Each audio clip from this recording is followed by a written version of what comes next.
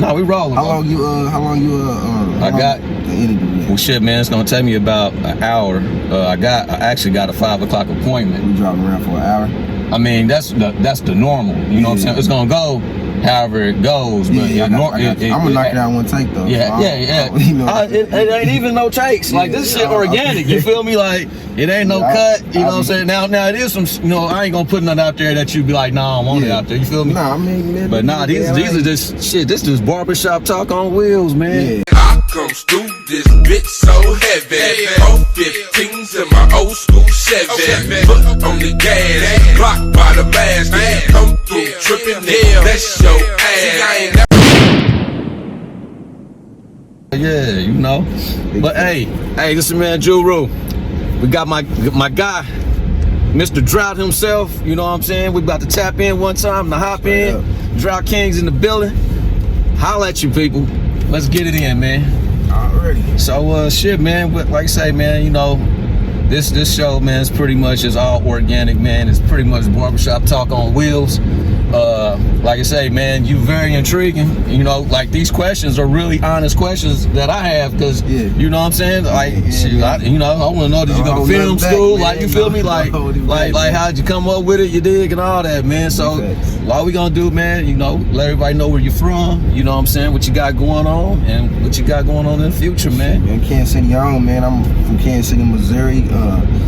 I started my clothing, but actually I started rapping, man. You know what I'm saying? From most people know me for just my footwork, just from rapping, from power ropes in the Blend High in the Southeast. I won the first Apollo night at the Scottish Rite Temple. And I traveled to Atlanta. You know what I'm saying? I networked with a lot of people. I ended up, you know, having ambition about doing a lot of different things, so I just stepped out of my lane and I started selling, you know, clothes. I try to do all type of different things for just different names and different brands, come up with something to catch it. And his Drout has always been the clothing Drout brand? It always been drugs. My first appearance with the clothing brand was drugs. It stands for Do Right, You Gain Success. Okay. And then I started doing that, but in Atlanta, but I was doing it with some partners though. You know what I'm saying? But I started bouncing from state to state, trying to get it out there. I started running to celebrities, and they gave me the format, and they gave me a lot of information where I could have to grow my brand. So things got twisted up with that, where it grew so big, where it was like, it was a 360 contract, so you know what I'm saying, I just went left and did my own thing, man. So okay. Well, hey, let's run it back one time. Let me give you the proper introduction, man, because we kind of jumped into it. But now, people, man, who we got in to hop in today, man? It's a very ambitious young man, filmmaker, all the way around entrepreneur. Like you say, you got the clothing line. I even looked on there. You got snacks. I got snacks. You got snacks. I got a magazine. You know, Drout water. I got the cereal coming out with my kids, man. I mean, and the thing is about, because like I checked out his brand. The thing is about what he got going on.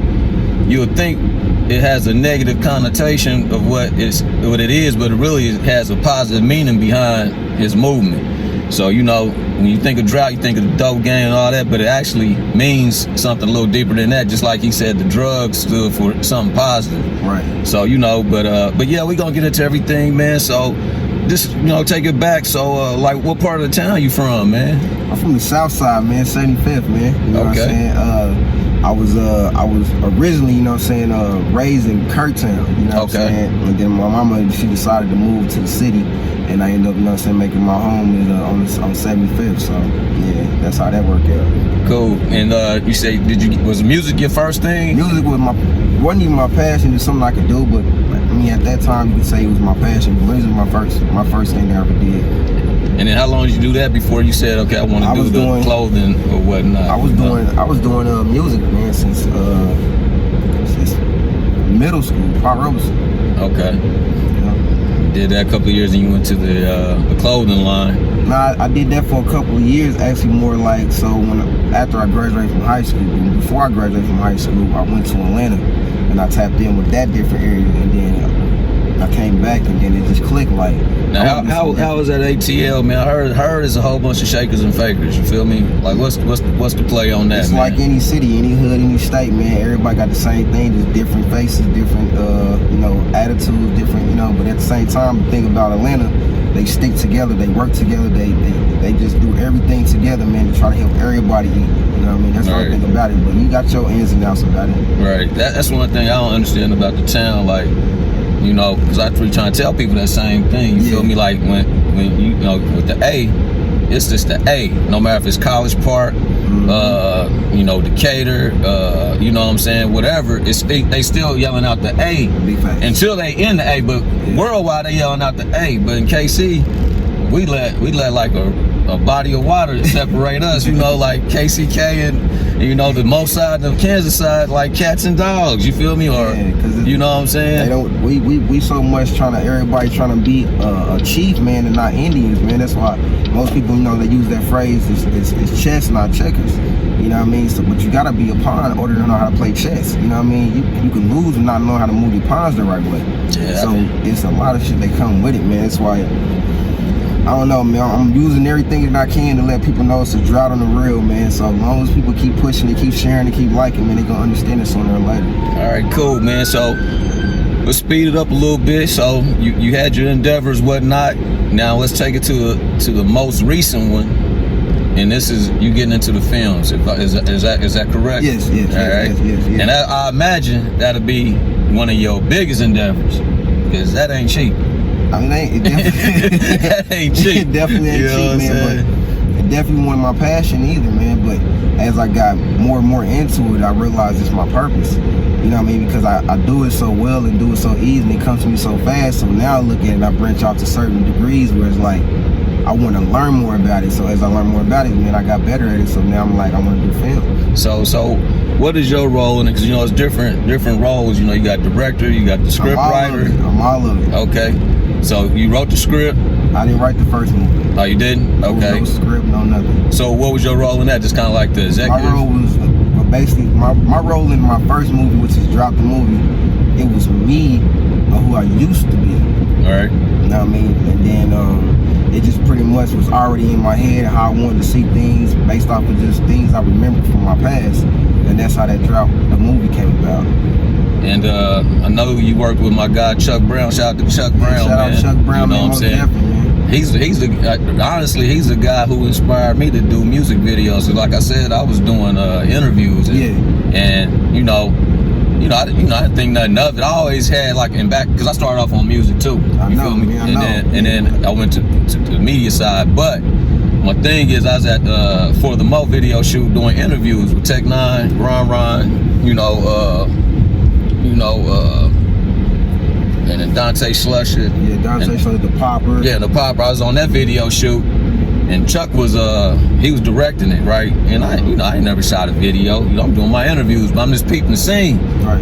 And that right there is the video shoot that made me be like, I can do this. Definitely, you feel me? Just sitting back in the cut, just watching Chuck work and shit. And I'm like, and this is back when they had big crews, you feel me? It's like a 5-man crew, you feel me? Yeah, I seen it behind the scenes. Yeah, it was like a 5-man crew. Yeah. Like now, you know, you ain't gotta do all that, you know what I'm saying? But that right there would spark the fire with me. Shout out to Chuck Brown, man. So how was it working with him on the first one, man? Yeah, I was like, I ain't gonna flex. I think I was like the second video that Chuck Brown ever shot when I brought Crime Mob down here back in 2011. But ever since then, man, we've been like solid brothers, man. So when I work with Chuck, it's like he already know what I want. So when me and him working together, we bring magic, bro. Like that's how this movie came about. Like it wasn't too much about it. We just knew what we wanted to get done. And how long did it take, man? Because on big productions, it can take a long time. Like how long